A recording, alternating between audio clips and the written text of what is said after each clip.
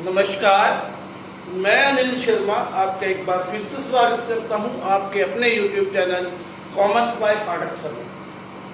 आज की इस वीडियो में 12th क्लास बिजनेस स्टडी के लिए जो हमने टॉपिक करना है वो टॉपिक है difference between functional and divisional structure.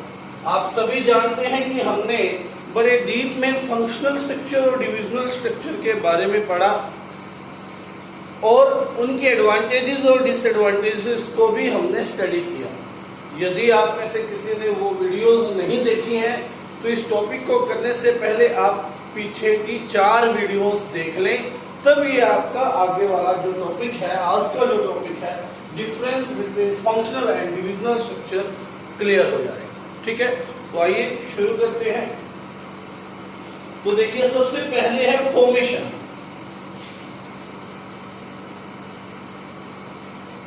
सबसे पहला पॉइंट है फॉर्मेशन।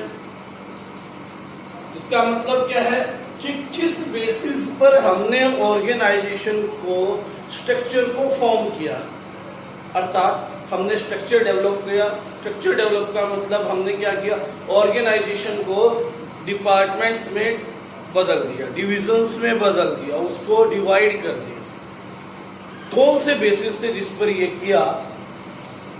फॉर्मेशन जो फंक्शनल स्ट्रक्चर की फॉर्मेशन थी वो था on the basis of functions, on the basis of functions. Firm में होने वाले फंक्शंस के आधार पर हमने क्या किया, फंक्शनल स्ट्रक्चर का निर्माण किया, फंक्शनल स्ट्रक्चर को डेवलप किया। डिविजनल स्ट्रक्चर में हमने बेसिस लिया है product, on the basis of product, product के आधार, उत्पाद के आधार। ठीक है, तो पहला जो पॉइंट है इसमें था फॉर्मेशन। फंक्शनल स्ट्रक्चर हमने फंक्शंस के आधार पर डिवाइड किया था और डिविजनल स्ट्रक्चर हमने प्रोडक्ट के बेसिस पर डेवलप किया। उसके बाद सेकंड हम कहेंगे स्पेशलाइजेशन।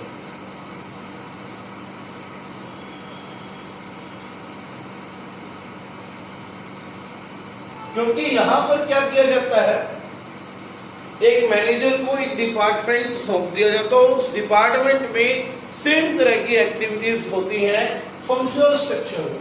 यानी कि फंक्शंस को अच्छे से कार्य करने के लिए एक डिपार्टमेंट हेड बनाया जाता है, मैनेजर बनाया जाता है, जो कि हर फंक्शन को अपनी निगरानी में बहुत अच्छे से करवाता है। तो यहां पर हमें फंक्शनल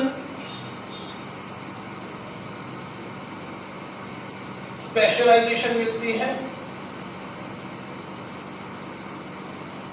और यहां हम प्रोडक्ट के आधार पर पूरी फर्म को डिवाइड करते हैं।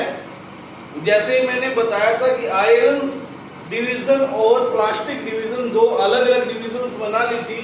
आयरन डिवीजन का प्रॉफिट सेंटर अलग था, यानी कि उसकी कॉस्ट और रिवेन्यू आपने अलग कैलकुलेट की, और प्लास्टिक की कॉस्ट और रिवेन्यू आपने अलग कैलकुलेट की।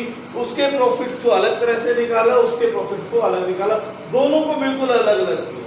ठीक है, यानी कि आप यहाँ पर प्रोडक्ट के ऊपर स्पेशलाइजेशन करना चाहते हो तो यहाँ आपको क्या मिलने वाला है, प्रोडक्ट स्पेशलाइजेशन मिलने वाला है, प्रोडक्ट स्पेशलाइजेशन। उसके बाद थर्ड पॉइंट है रिस्पॉन्सिबिलिटी। रिस्पॉन्सिबिलिटी में क्या है,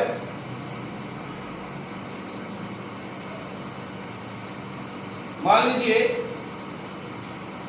आपने फंक्शनल स्ट्रक्चर को लेकर चले हो, आपने कहा कि इस साल हम 20% सेल्स को इंक्रीज करेंगे, ये आपका ऑब्जेक्टिव था, प्लानिंग में आपने डिसाइड।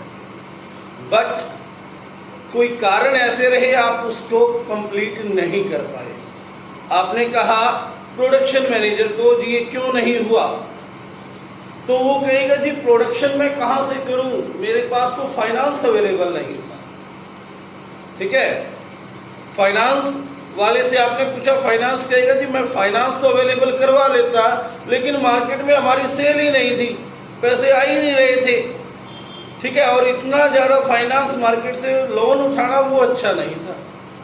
अब आप मार्केटिंग वाले के पास गए, मार्केटिंग वाले ने कह दिया भाई मेरे पास जो ना मैन पावर नहीं थी, सेल करने वाले व्यक्ति नहीं थे, ह्यूमन रिसोर्स डिपार्टमेंट जो है उसके ऊपर उसने बात टाल दी। ह्यूमन रिसोर्स डिपार्टमेंट कहेगा मैंने टाइम से किया, इन्होंने मेरे को लिस्ट ही नहीं दी।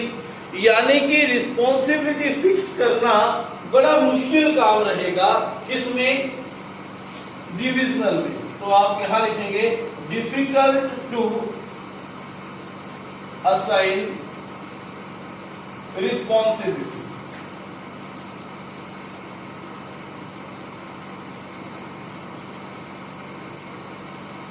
रिस्पॉन्सिबिलिटी को असाइन करना मुश्किल है।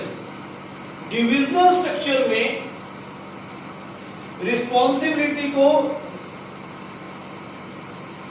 असाइन करना इजी है, इजी टू असाइन रिस्पॉन्सिबिलिटी, क्योंकि देखिए आपने यहां पर डिविजनल हेड बना रखा है।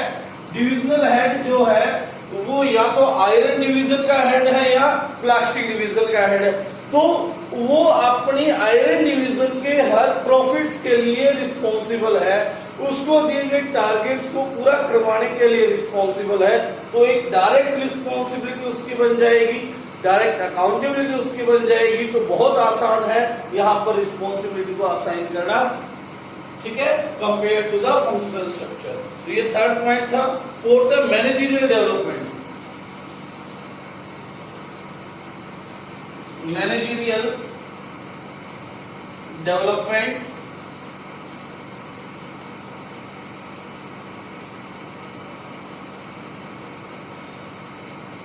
मैनेजरियल डेवलपमेंट करना यहां पर डिफिकल्ट रहेगा और यहां पर इजी रहेगा। कारण बताता हूं आपको, क्योंकि यहां फंक्शनल स्ट्रक्चर में हम एक व्यक्ति को, एक मैनेजर को फंक्शनल हेड बनाते हैं।